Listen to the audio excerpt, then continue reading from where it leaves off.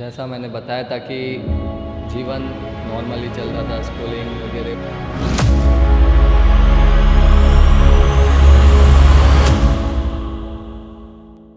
जैसा मैंने बताया था कि जीवन नॉर्मली चल रहा था, स्कूलिंग वगैरह, उसमें गेम खेलना, क्रिकेट, आउटिंग्स वगैरह वगैरह।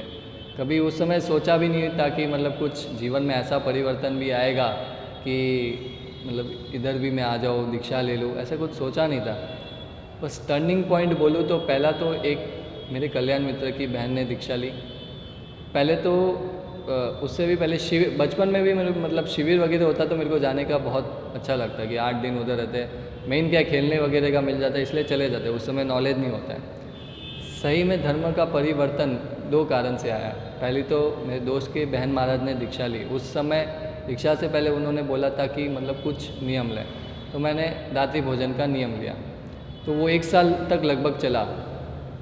मैं मतलब स्कूल से ट्रिप भी गया था शिमला वगैरह, उधर भी वो मतलब नियम चला कि मैं रात को नहीं खाया, भले भूखा सो गया लेकिन रात को तो नहीं खाया।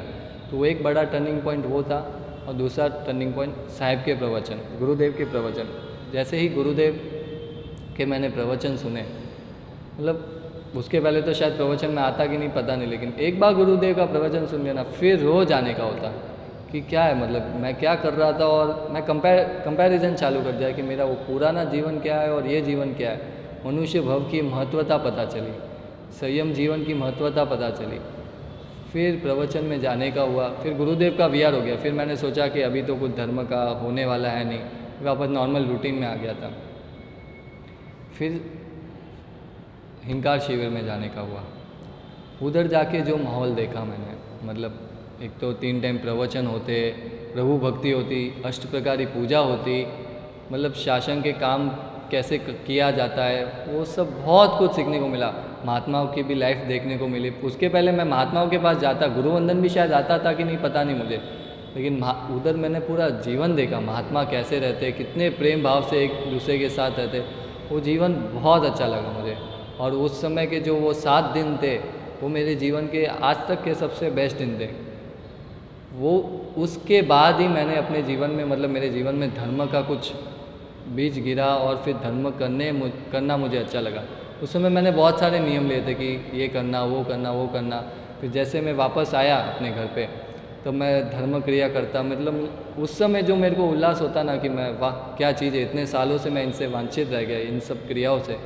जो उल्लास आता प्रभु के देरासर में जाने का, प्रभु से मिलने का, प्रभु की भक्ति करने का, फिर महात्माओं के पास जाने का, उनके साथ गोचरी जाना, अलग अलग जगह उनको घर दिखाना, साहब इधर है, ये है, ऐसे ऐसे, उनसे बात करना, उनसे कुछ ना कुछ सीखना। वो सब मतलब उस शिविर के माध्यम से, गुरुदेव के व्याख्यानों के माध्यम से जो जीवन में टर्निंग पॉइंट आया, वो सबसे मेन कारण था। मतलब कुछ शासन के भी कार्य में जुड़ने का हुआ, या फिर कुछ भी धर्म प्रवृत्ति करने का हुआ, या फिर कुछ भी उल्लास हुआ, तो बस वो शिविर, 7 दिन की वो शिविर मेरे जीवन का सबसे बड़ा टर्निंग पॉइंट था। उसके बाद मतलब कभी पीछे मुड़ के देखने का नहीं हुआ। उसके बाद तो जो देवगुरु की कृपा से जो मतलब गाड़ी चली है, वो अभी तक चलती ही रही है। बहुत बड़ा टर्निंग पॉइंट मेरे लिए शिविर था, और दोस्त के बहन महाराज साहब की दीक्षा। हम बहुत बार सोचते हैं कि मतलब क्यों जाना विदाई समारोह में, या फिर कहीं भी क्यों जाना, मतलब टाइम वेस्ट होगा। टाइम वेस्ट नहीं होता। मैंने भी अगर उस समय ये सोचा होता शिविर में क्यों जाना, विदाई समारोह में क्यों जाना, ये सब सोचा, तो आज मतलब मेरी दीक्षा का दूर दूर तक कोई अता पता नहीं होता। उधर मैं गया, उधर सब मैंने अटेंड किया, फिर जाके जीवन में परिवर्तन आया। इसलिए कभी भी कोई भी प्रभु के शासन का अनुष्ठान हो, उसको छोड़ना नहीं चाहिए। क्या पता अपने जीवन में वो परिवर्तन लाने वाला अनुष्ठान हो। उसका तो जो दीक्षार्थी होगा उसका तो कल्याण होगा ही, उसके साथ साथ अपना भी कल्याण होगा। तो मेरा मुख्य टर्निंग पॉइंट था हिंकार शिविर। महावीर तारो संग एक जैसा चोला गे रे, महावीर तारो संग एक जैसा चोला गे रे।